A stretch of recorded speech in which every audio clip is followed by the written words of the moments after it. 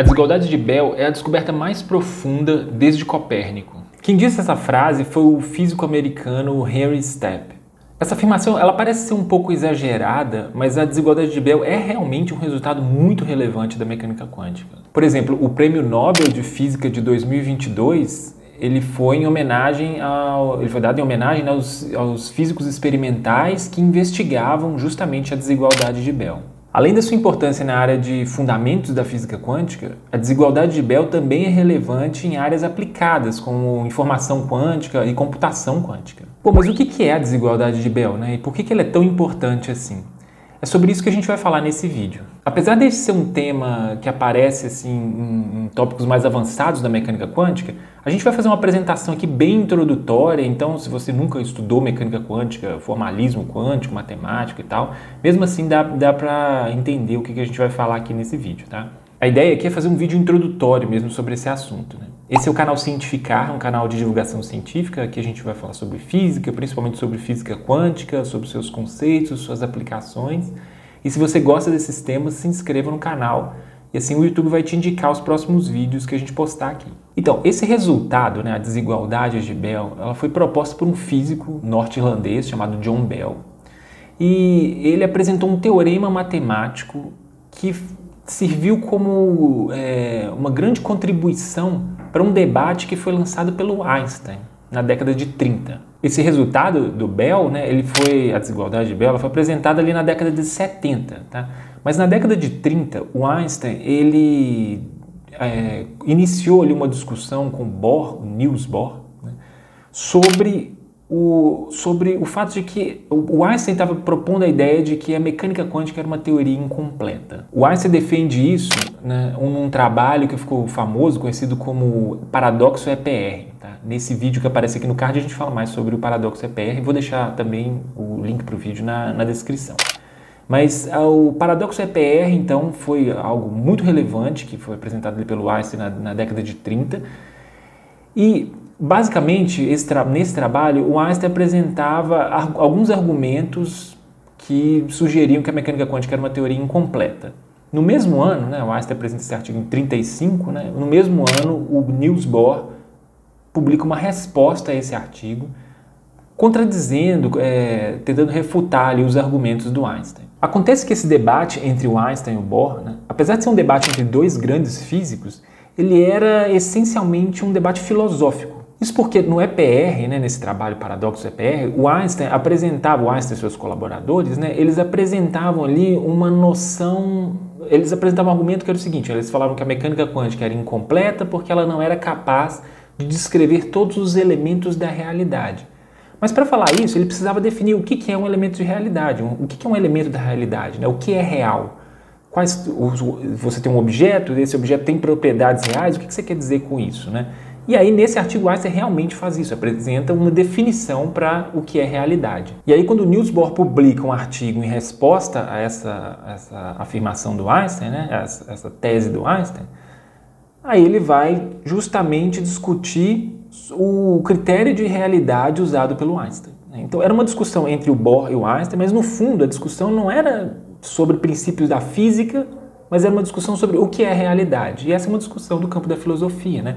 O que eu quero dizer com isso é o seguinte, não existe um experimento que você pode fazer que vai testar se a definição do Einstein ou do Bohr, qual das duas é melhor, né? Já que a questão é uma questão filosófica. Você não consegue resolver isso com um experimento. E aí, alguns anos depois, uns 40 anos depois, surge a desigualdade de Bell. Então, o John Bell vai pegar esse debate entre o Einstein e o Bohr e ele vai tentar levar esse debate para o campo, para o âmbito da física experimental. Como que isso vai ser feito, né? Bom, basicamente é o seguinte, né? O Bell vai considerar o seguinte, né? Essa ideia do Einstein de que a teoria quântica era incompleta, ela abre uma porta para a gente pensar o seguinte, né? Para a gente pensar que, será que existe alguma coisa que a gente pode acrescentar no formalismo da mecânica quântica? Tipo uma variável que a gente não conhece? E aí, acrescentando essa variável, a mecânica quântica vira uma teoria completa de novo? Essa ideia, né, de teorias que poderiam completar a mecânica quântica, né, isso ficou conhecido como teorias de variáveis ocultas. Então o que o Bell vai fazer é o seguinte, ele vai apresentar ali nesse trabalho uma proposta experimental que poderia ser capaz de identificar se uma teoria de variáveis ocultas é capaz de descrever todos os fenômenos da mecânica quântica. Essa montagem experimental é o que aparece esquematicamente aqui nessa figura, tá? Então a gente tem duas partes aqui, a gente pode pensar em dois laboratórios, e você tem uma fonte aqui no meio, né, dessa figura. E aí a fonte é uma fonte de partículas. Pode imaginar que essa fonte gera 2 elétrons, tá? E esses 2 elétrons são enviados um para cada laboratório. E aí, o laboratório da esquerda aqui, por exemplo, ele vai receber essa partícula dele, né, que a fonte enviou para ele, e aí lá eles vão fazer medidas, então eles vão medir a partícula. Medir o quê? Bom, aqui nesse vídeo eu não pretendo entrar em detalhes técnicos sobre isso não, mas dependendo do sistema que você tem, você pode fazer determinadas medidas, então essas medidas têm que ser algumas medidas específicas, né? Mas o argumento, assim, para a gente acompanhar aqui, você pode imaginar que ele está fazendo medidas de alguma quantidade física, tipo, por exemplo, ele pode medir a posição, ou ele pode medir o spin do elétron, coisas desse tipo, assim, ele está medindo propriedades do elétron. Então, assim, a gente não precisa especificar exatamente qual propriedade, mas ele vai medir propriedades do elétron. Vamos imaginar que cada um desses laboratórios pode medir 2 dessas propriedades, tá? E aí ele pode arrumar alguma forma ali de escolher qual das 2 propriedades ele vai medir. Então o experimento vai ser, né, a fonte envia partículas para os 2 laboratórios, esses 2 laboratórios fazem medidas nas partículas deles.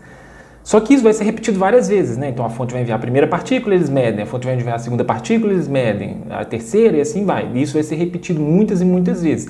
E cada uma dessas repetições, né, o laboratório pode escolher, por exemplo, o laboratório da esquerda, ele pode escolher medir a grandeza física que a gente está chamando aqui de A1 ou a grandeza física A2. Enquanto que o laboratório B pode medir as outras grandezas físicas B1 e B2, tá? Então A1 e A1 pode ser, por exemplo, a posição de uma partícula e tal, ou uma direção de spin, alguma coisa assim, uma propriedade do elétron. E aí o Bell ele vai propor uma forma muito esperta de verificar a correlação entre essas medidas, tá? Entre os resultados das medidas, né? A correlação ela é uma medida estatística que a gente pode pensar nela da seguinte maneira, né? Ela quer representar o quanto que a variação de uma determinada grandeza está relacionada com a variação de outra grandeza, né? Vamos pensar num exemplo aqui para facilitar as coisas. Vamos supor que a gente tem uma turma de 10 alunos e aí a gente vai fazer uma pesquisa ali para saber quantas horas de estudo cada aluno se dedica por semana, tá? Então a gente vai ter uma grandeza, uma quantidade ali que é horas de estudo por semana, né, de cada aluno. E aí a gente monta uma tabela com isso aí, e aí depois a gente vai ver a nota da prova de cada um dos alunos, né? Então a gente vai ter uma coluna que é horas de estudo de cada aluno, e depois a gente vai ter uma coluna que é a coluna de notas dos alunos.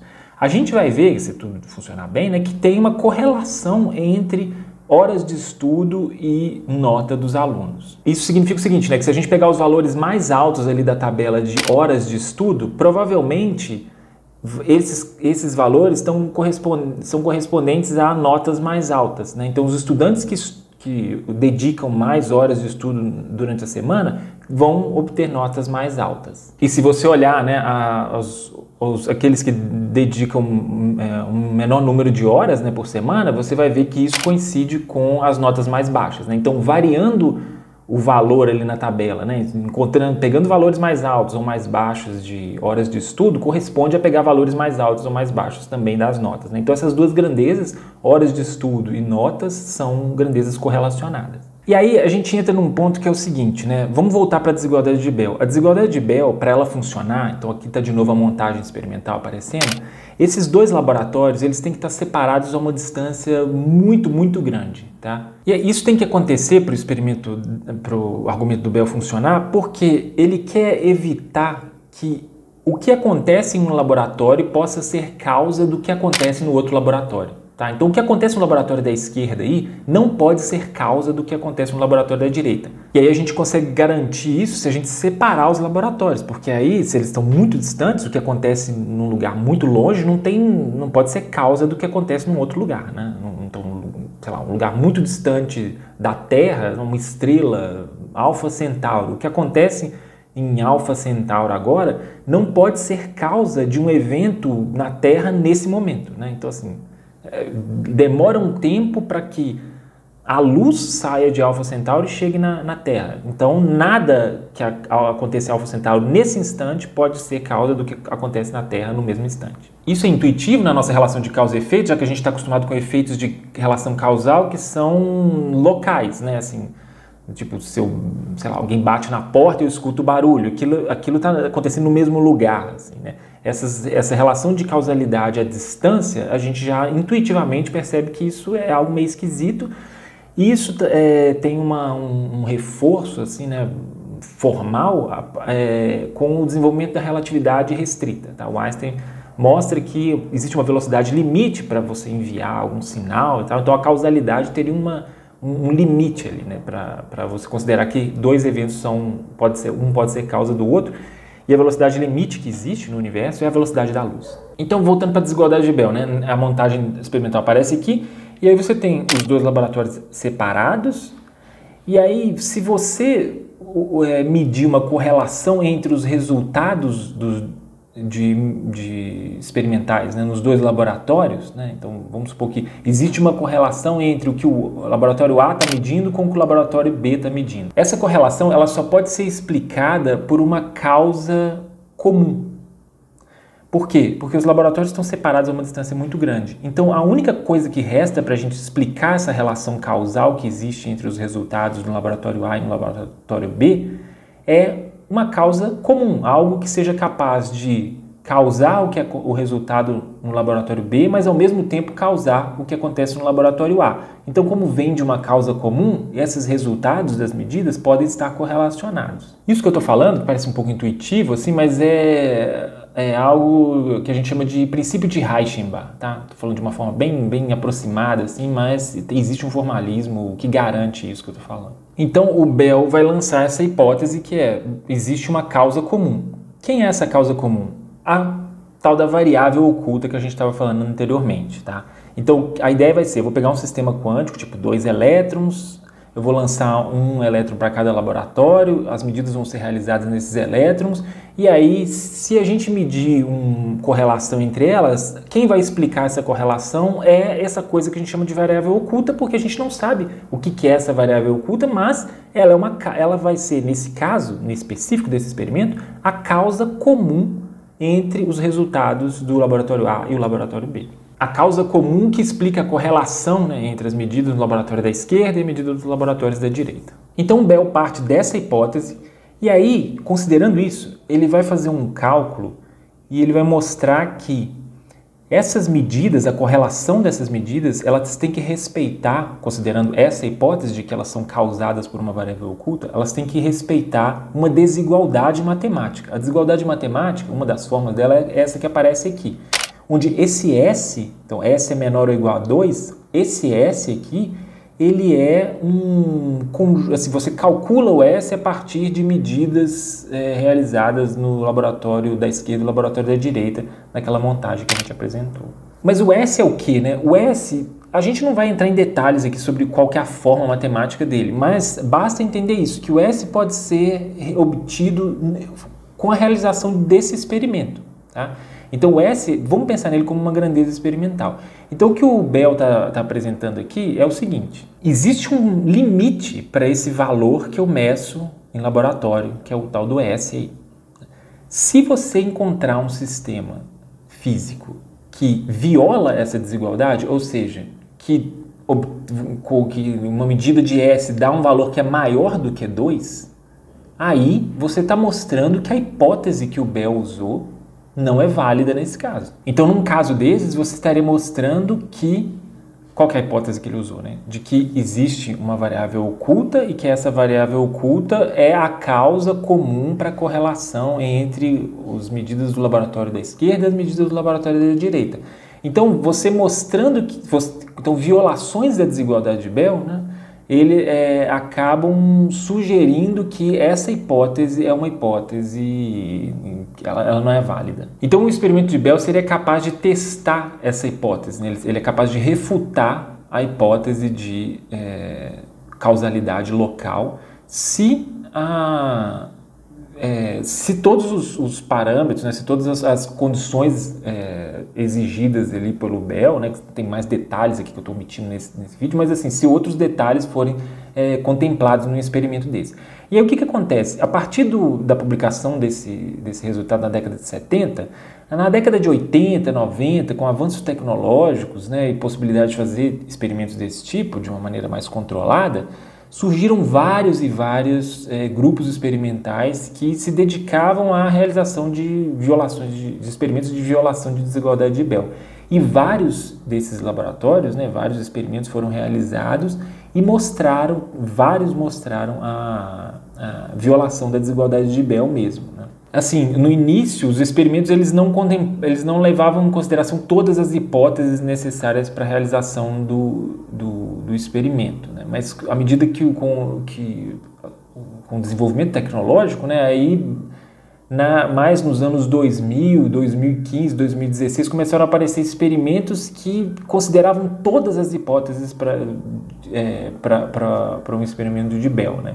Esses experimentos são chamados de loophole free, né? Loophole a gente pode traduzir como se fosse algo tipo uma brecha na lei, né? Uma forma de um atalho que você encontra para não cumprir exatamente todas as regras que estão exigidas ali. Então, alguns dos experimentos não cumpriam todas as exigências e esses que são considerados loophole free, eles que são livres, né, desses loopholes, que é esse troço, a brecha na lei, né, eles sim consideravam todas as exigências do experimento. Esse artigo que aparece aqui é um desses primeiros artigos, desses primeiros trabalhos, né, de experimentais livres de loophole que foram realizados, né? E aí, o que acontece, né? Qual que é a situação atual sobre... O que isso tem a ver com a discussão primeiro do Einstein com Bohr, né? O que isso tem a ver é o seguinte, né? Quando o Bell apresenta esse tipo de argumento, né, em que você pode testar, fazer um teste experimental, ele consegue transformar aquela questão, né, sobre a completude da teoria quântica, que era uma questão do âmbito da filosofia, pelo menos na discussão entre o Bohr e o Einstein, ele consegue transportar aquilo para o campo da física experimental. É claro que você pode pensar teorias de variáveis ocultas que não respeitam a causalidade local, então elas não estariam submetidas ao teste da desigualdade de Bell, porque elas violam de cara a primeira das premissas que o Bell está assumindo como natural, né? Mas se a gente imaginar que a noção de causalidade é local, né, então a gente teria que concordar com o Bell de que teorias de variáveis ocultas que assumem causalidade local, né, que é uma premissa bem intuitiva, elas não são capazes de descrever todos os resultados da mecânica quântica, já que, em alguns casos, você consegue sistemas quânticos, né, que têm uma correlação que não dá para ser explicada por essas teorias. Esses sistemas são aqueles que violam a desigualdade de Bell, né? Já que a desigualdade de Bell foi construída a partir da hipótese dessas teorias de variáveis ocultas. Então, uma das formas de entender os resultados da desigualdade de Bell é assumir que as teorias de variáveis ocultas desse tipo não são capazes de descrever os fenômenos quânticos. Então, esses resultados, eles convergem com o argumento do Bohr, né, de que a mecânica quântica seria uma teoria completa ou que, pelo menos, ela não precisa dessas... Teorias de variáveis ocultas não são capazes de descrever o que a mecânica quântica descreve. É claro que existem detalhes aqui que podem ser usados explorados, né, por aqueles que defendem teorias de variáveis ocultas, mas a verdade é que a comunidade científica meio que trata isso como algo muito alternativo. Assim, o resultado, a comunidade científica em geral até usa o resultado do Bell como algo que em favor, né, da mecânica quântica tradicional, né, e essa ideia de teorias de variáveis ocultas se torna algo muito, muito minoritário assim, na comunidade científica, né? Alguns grupos que vão defender essa ideia, mas isso, em geral, as pessoas já consideram que isso seria um assunto meio que resolvido e que a mecânica quântica, da forma como ela está, ela é capaz de descrever todos os fenômenos que a gente conhece. Então, é óbvio que no futuro alguém pode mostrar que a mecânica quântica tem algum problema, algum resultado experimental que ela não consegue descrever, e aí os físicos vão procurar outras teorias, mas esse ainda não é o momento.